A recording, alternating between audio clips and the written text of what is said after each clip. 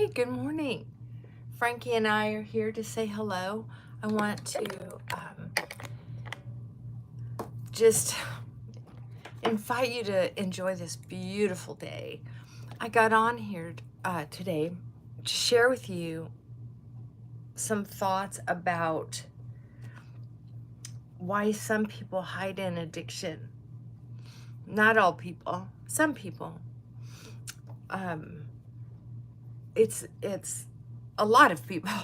It's because they're running from the hard choices that they know they might be able to make, but they don't have the courage to make, or they don't know that there's choices, and so they're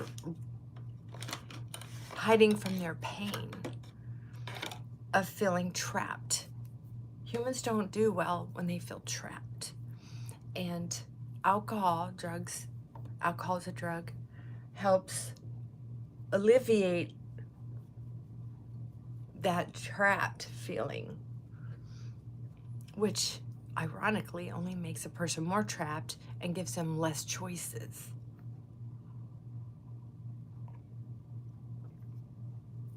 I'm going to talk to you about something that happens with humans that is very interesting. Very interesting. There are people who, especially early in recovery, who, I'm trying to hurry up and do this because I need to get out of here. But I just wanted to share this because there might be someone who needs to hear it.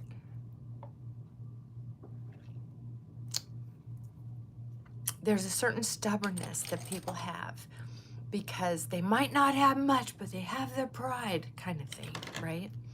So what I want to share with you is that sometimes that pride can bite you in the butt, which if you're one of those people, you have heard people telling you that. So what I'm going to tell you is that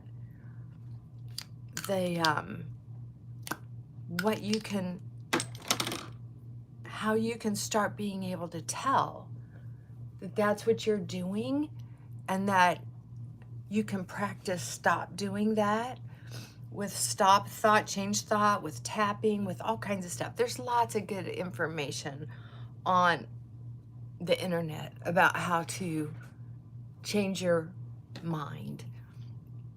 So what I'm inviting you to do is to think about how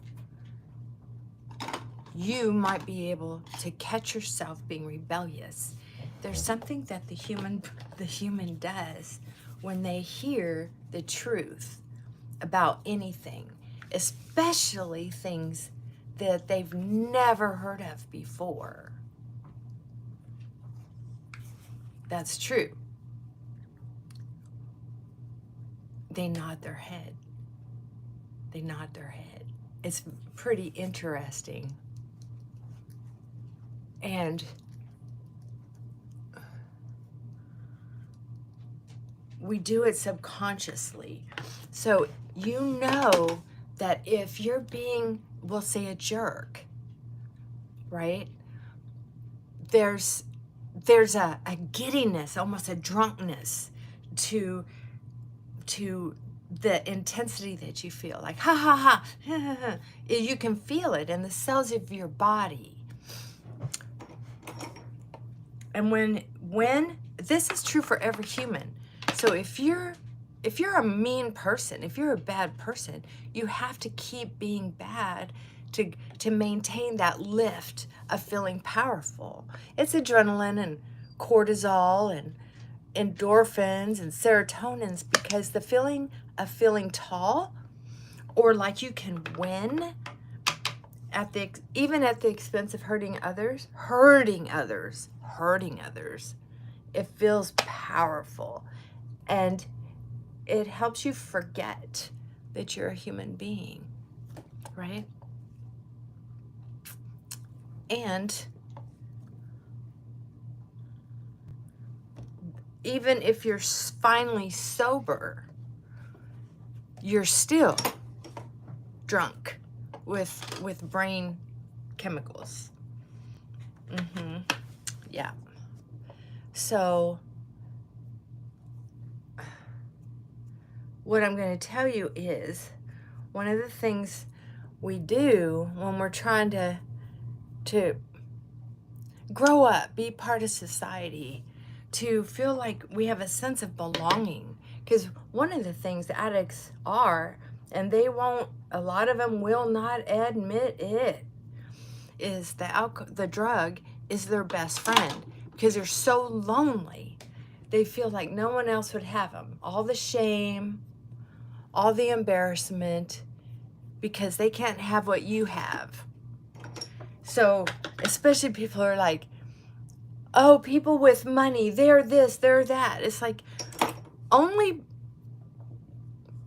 poor people talk like that. And I don't mean poor financially, I mean poor emotionally. If you catch somebody with money saying something like that, that's weird. They're inciting violence probably. What I'm talking about is the natural state of a human being that says, I need to belong, I want to belong, and I want to be able to take care of myself. And not only do I want to take care of myself, I want to help protect someone else. There's a certain feeling of it's almost like a calming, enriching nutrient that a human will feel, any human, when they can protect, save, and encourage someone else to do good. Hi, good morning. Mwah, mwah, mwah, mwah. I know, I haven't been on here for a while. I miss the connection, but life has been busy. Busy, busy, busy. I'll tell you some more sometime when I have a little more privacy. But what I'm going to tell you is I just felt moved to share about this. Also, I want to share that it is, I don't know why. You know, sometimes I feel like, and I think you girls can understand that, yeah, the connection is so very important. And when somebody's addicted or afraid, or they feel like they don't have any choices, they'll act out. They'll act out. I know when I was young, I was so poor, and had moved around so many times. I didn't have any connections with anybody that I felt safe with because of my mother's lifestyle and how many times we moved. So there wasn't any emotional support, financial support. There wasn't any support. So there was and this is how I know this. If someone told me, here's something you can do to make your life better, I would be like, oh, that'll work for you because you have money. That'll work for you because you have people to protect you. That'll work for you because you have a home, right? But here's the truth. I had this feeling of power when I would fight back like that. Instead of hearing it and going, wow, that would be hard to do. I don't know how to do that. I didn't know how to say, I don't know how to do that. Can you help me? I didn't know how to do that. And if someone wanted to help me, I fought it because of pride. I don't need your help, kind of in my head. That's what I was saying. It didn't matter what I was saying out loud. That's what I was saying in my head. And then I would sabotage what was going on, right? So that's what I'm trying to tell you. If you're one of those people, try to understand that when you're sober, physically, from a substance and you're sober emotionally, emotional sobriety, where you're open to hearing solutions, when you're open to experimenting with life, when you're open to asking for help, that's where the juice of life is. And it doesn't matter if you're a gang member, a biker, a politician, a factory worker, a mental health provider. It doesn't matter. All human beings' brains pretty much operate the same. Wait.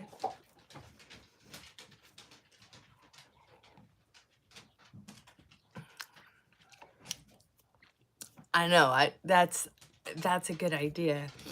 I need to clean house later when I get home and catch up on some laundry, and that's what I'm gonna do. I'm gonna catch up on some videos. Hi puppies. Hi puppies. Can't see my puppies. Here's my other puppy. You see my other puppy? There's Molly. And there's Frankie.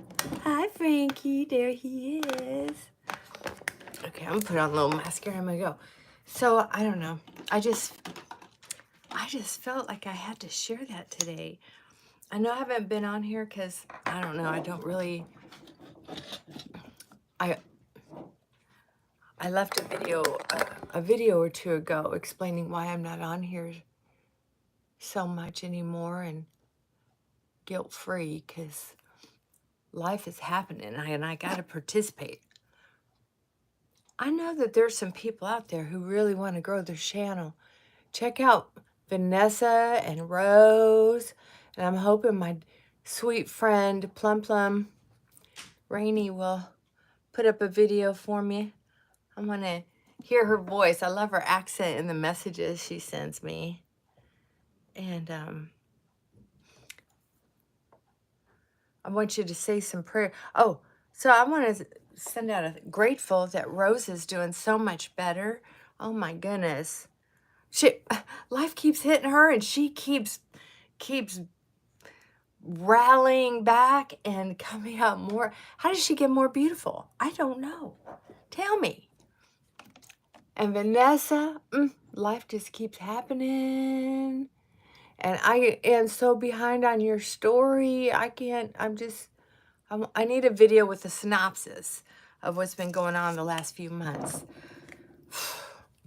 Gosh. I'll tell you. One of these days, I'll tell you some stuff that's been going on. Nothing really terrible.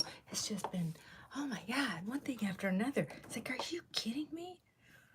I don't know.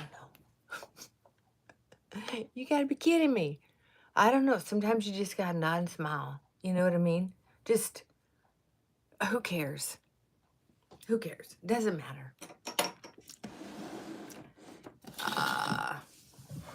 Sometimes one of my favorite mantras is, it's none of my business. It's none of my business. Night Flower. Aw, hi, sweetheart. So good to hear from you. Aw, thank you, Vanessa. So I want you to send out some prayers for Rainey,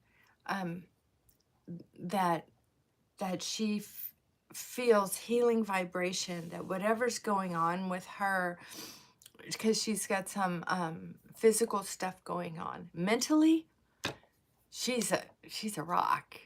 She's a rock star. Physically, there's something going on that wasn't expected. And so maybe it's just a sign. Maybe it's just a sign to slow down a little bit. I don't know. God knows, but say a prayer that her body starts vibrating with positive healing energy, and that the light just continues to shine inside of her and heals. Amen. So we gotta kind of thank you. Yeah. Well, Nightflower, I don't know if what you've been up to, girl. I'd love to know. I would love to know more about your story. All I remember in this moment is that you're so generous and young. Some of the things that you have shared are very enlightening, and I love that. So, Fatima, aw, thank you. That's sweet.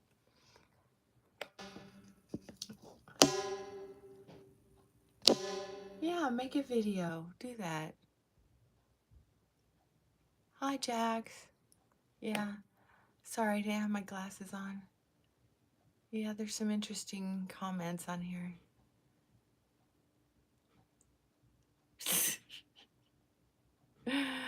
Oh, man. People are creative when they want to stir things up, aren't they? Yeah. It makes you go, See, that's what I'm talking about. When people behave that way, whether it's online or in person, there is a clear difference in how the brain chemicals, those thoughts, create behaviors. Behaviors create thoughts. You have to be able to be a decent person and be able to have friends, to be able to be in this world at peace and to feel the high of being kind. There's a high that comes with just being kind, being pleasant. You have to be able to stop yourself from ridiculous comments and swallow it and just listen. Just listen to others, or don't participate. It takes some self-discipline to be able to change old nasty behavior or old fearful behavior. All right, that's all I got for you today. Love you. Mwah. Bye for now. How do you shut this thing off? I forgot. All right. I'll figure it out.